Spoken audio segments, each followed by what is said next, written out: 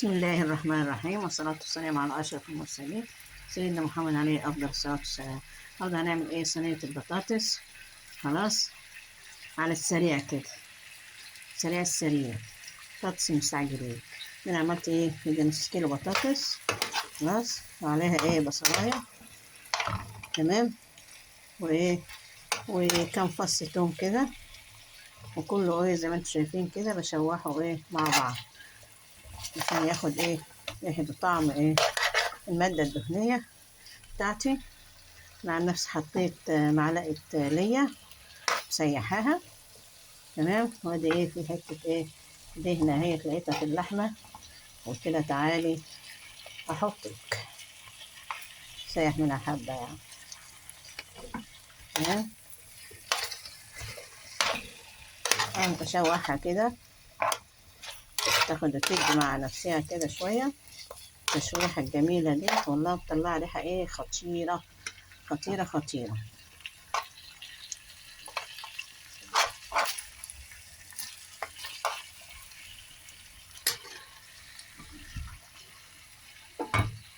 وادي اللحمة هي تستوي خلاص على هنا. البطاطس ريحتها جميلة مفحفحة والله، جميلة ريحتها لما تعمليها كده وتشوحيها بالبصل والثوم يبقى ريحتها خطيرة. بعد ما تشوحيها كويس اوي تضيفي لها الطماطم بتاعتها.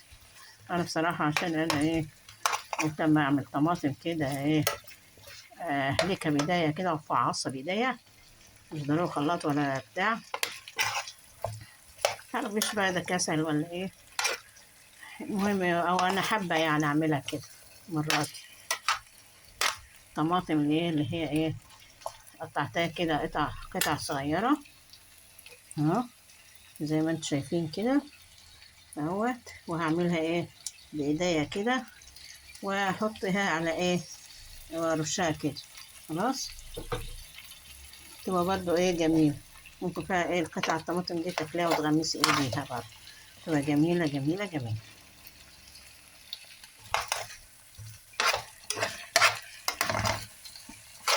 شوحها كده شوية على النار تاخد وتدي مع بعضيها. خلاص.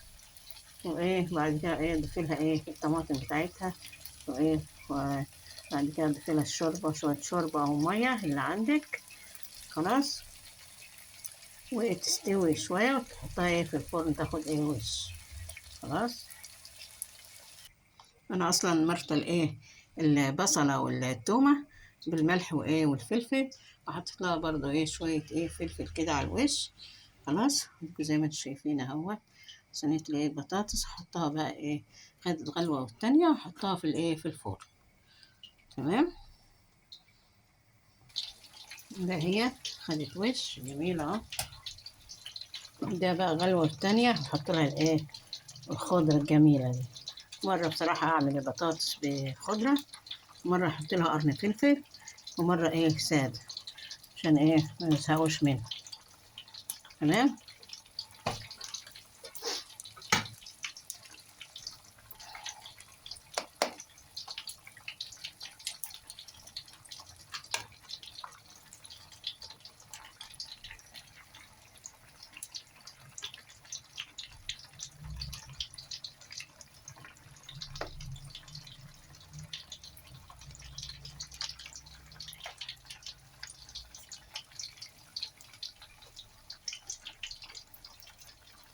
جربوها كده بالخضرة مرة، ومرة جربوها حط لها قرن فلفل مثلا، ومرة اعملوها سادة. تمام.